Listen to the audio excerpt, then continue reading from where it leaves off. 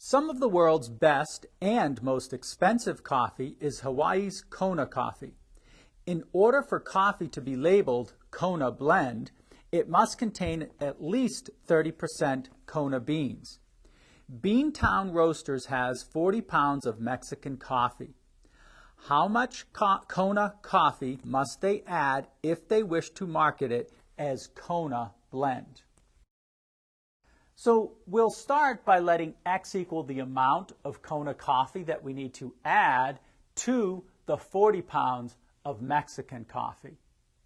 Well, that would give us a total amount which would equal K, which is the amount of the Kona coffee, plus the 40 pounds of Mexican coffee. We know that we want this mixture to be 30% Kona coffee. Well, if we divide K by K plus 40, so that's the amount of Kona coffee divided by the total amount of coffee, that has to equal 30%. And so what we have here is a rational equation.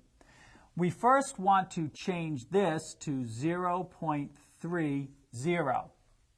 And now we have it in decimal form.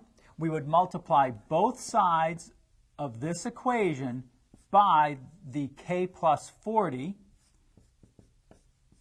because that will eliminate the denominators.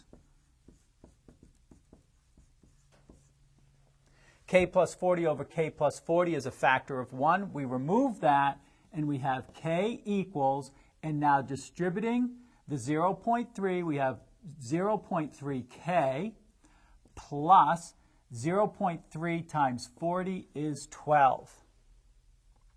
Subtract 0.3K from each side, and on the left-hand side, we get 0.7K equals 12.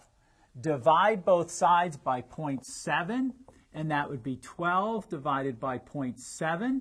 But we don't want to leave a decimal within a fraction, so we multiply the top and the bottom by 10, giving us 120 divided by 7.